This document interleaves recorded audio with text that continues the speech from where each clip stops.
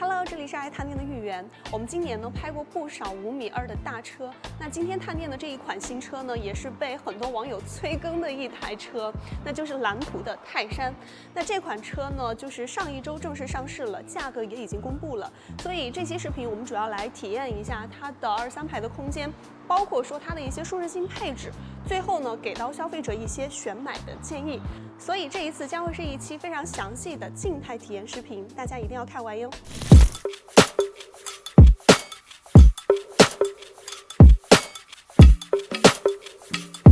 我们先从它的开门方式讲起。这一次呢，它是使用的半隐藏式的门把手，而且4个车门都是电动的感应车门啊。然后再来看，它里边呢是有24颗的灯珠，支持8种的灯效，在夜晚的时候星光璀璨的，是不是还蛮有仪式感的？那它的开门方式的话呢，就是首先你手搭进去啊，有一个按钮，但是它这个门就是你只能打开，然后手拉开啊，它不能像比如说通过这个按钮，我打开之后，对。它可以就是电动的开完的，而且呢，它的雷达识别到障碍物的时候，它也会停止开门的这个动作。那这是它的开门方式。那除此之外呢，它还有几个功能，比如说第一个就是它有一个防雨雾天气的功能，比如说下大雨的话，它外边的摄像头识别到天气之后嘛，它这个门呢就会自动的开小一点。因为也会防止那些雨水啊溅进去弄湿内饰嘛。那第二个，我相信去过高海拔地区的朋友应该都深有体会，就是感觉上去了之后自己的车门都会变得更重，对不对？然后它这个车门呢是可以防8级的大风的。最后还有一个功能是什么？就是防止暴力开门。比如说，有时候有些人下车之后嘛，对吧？他有时候关门这个力度没有控制到位，比如说非常重的，你看。就算以非常大的力气去关的话，它最后也是比较轻巧的合上的。比如说车内坐了重要的客人啊，或者说老人小孩正在午休啊，也会避免的把他们吵醒。所以这些细节点是不是还蛮人性化的？那像上到这个价位的大型的 SUV， 你看像是电动的这个脚踏也是必选项。那它的这个脚踏板呢，我刚刚让就是男性的摄影师试了一下，它40多码的脚对踩上去，它感觉就是蛮稳固的啊。所以你看正常的上下车是完全没有问题的。那现在呢，我们进入到2排去看一下2排的舒适配置。我首先体验的就是它的零重力啊，就是2排这2个座位都是带零重力座椅的。但是我刚刚研究了一下，就是有些点需要告诉给朋友们。首先就是啊，它这个座椅的零重力呢，它是在左侧的这个扶手啊，上面是有3个按键的，但是这个座椅就没有，你只能通过它扶手上边的这块小屏来操作。还有就是，我稍微觉得它的一个按键的逻辑。有点小 bug， 就大家可以看一下。正常的话，第一个按键嘛，就是零重力座椅的展开，对吧？这个没问题。你看，就是副驾往前推，然后它腿托会上升，靠背会往后，而且紧带着它的这个座椅会往右侧，就是靠近，就是俗称的它那个贴的功能嘛，对吧？2个座椅靠得更近一点，比如说方便照顾一下小孩啊那些，好，这些都没什么问题啊。你看它零重力座椅展开之后，其实副驾那块也已经没有办法坐人了，所以你肯定是得就是没有人的情况下嘛，去展开这个零重力座椅的。那第2个按键，你看一下，它副驾座椅会往后退。对，你看我如果正常零重力座椅展开了，我脚你看是不是？我稍微身高高一点的人，我腿还得往回缩，给它留出一个空间，它副驾座椅才能够完全的折叠进去。这个按键的合理性，我觉得是需要思考一下的啊。当然，第3个按键就是零重力座椅的恢复嘛啊，这个都是没什么问题的。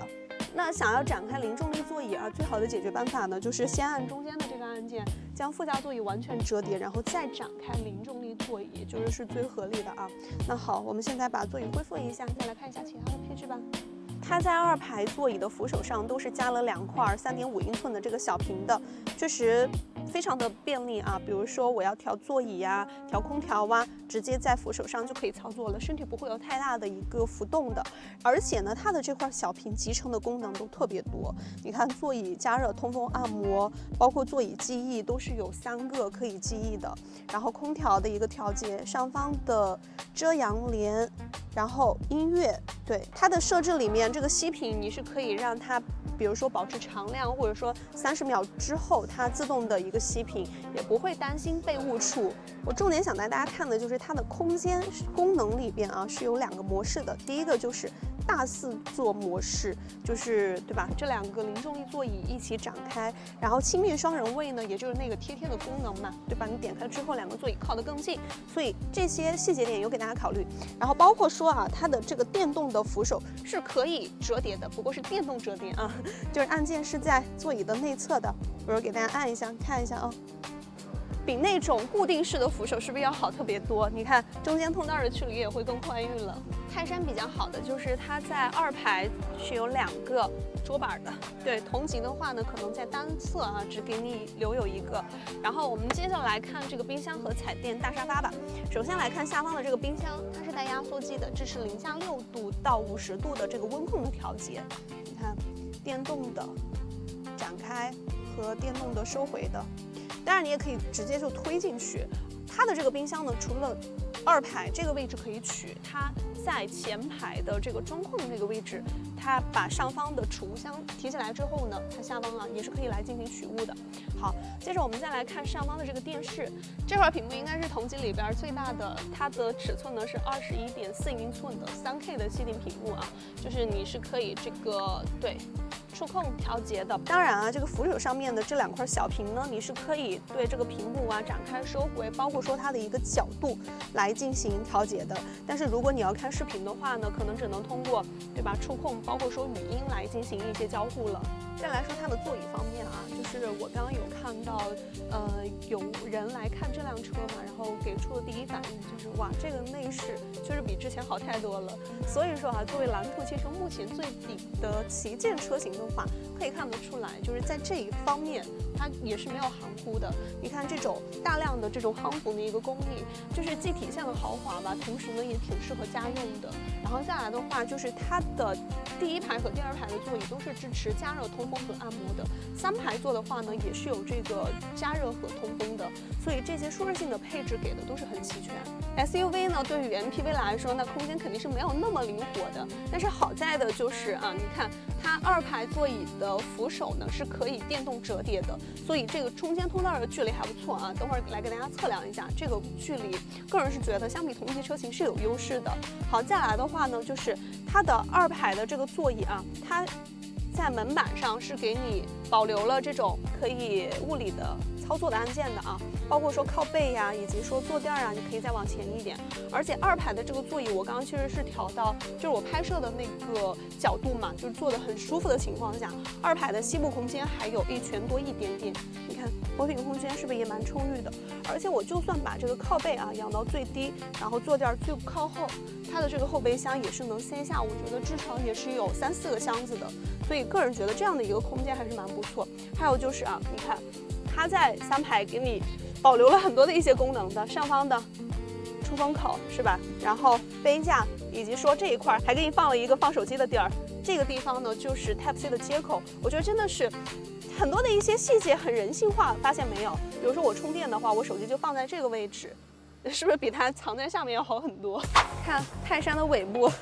右边贴了 ADS， 如果呢你是上到45万那个 Ultra 版本的话，是可以享受到满血版的华为乾坤 ADS 4的智驾的。我们现在来看一下后备箱，在3排立起的这个容积呢是300升，但是把3排座放倒之后呢，它的后备箱是可以拓展到1100多升的。现在就是3排放倒之后的，我觉得有几个点可以值得说一下。首先就是你看，基本上这个平整度啊，我觉得很 OK。然后第二个就是它在前方这2个按键看到没有？它还可以进行3排坐垫的一个延长的。如果我把它伸到最远，你看这一块空间是不是就增加了？也就相对来说容量更大。所以这辆车你可能需要考虑的就是，如果时常需要5个或者说4个人出行的话，这样的一个后备箱够不够你们全家去使用呢？我们再看一下下方啊，这个储物空间，线下一些衣物啊、鞋子没啥问题，但是箱子的话应该是放不太下的。我们再来说蓝图泰山，它其实标配的一些功能就已经很顶了，比如说这个3腔的空气悬挂与这个魔毯底盘，包括呢这个800伏的平台以及5C 的超充。它的纯电续航呢是达到了350公里，综合续航呢是1430公里的。所以这个续航以及这个充电的时间，我觉得家用的话也是没有什么焦虑的。那关于配置的选装方面，我个人是比较推荐 Max 加以及 Ultra 版本的。追求性价比的话呢，那像是 Max 加版本，它是有2排的零重力座椅，对吧？以及这个云舒的座椅会更舒服，包括说这个扬声器也增加了，包括也是有这个后轮转向了。你像那么长的一台车，对吧？在城市里开的话，后轮转向还是非常重要的一个功能的。如果说你是想享受到目前满级的这个辅助驾驶体验的话，那 Ultra 版本肯定也没有问题。那其实今天静台体验完这款新车，我个人是觉得细节点做的蛮好的。你看，比如说这个小屏，对吧？还有呢，就是3排的充电，还有这个电动的扶手也是可以进行折叠的。我觉得这些细节点确实有考虑到啊。所以对于这辆车，你们还有哪些看法呢？评论区告诉我吧。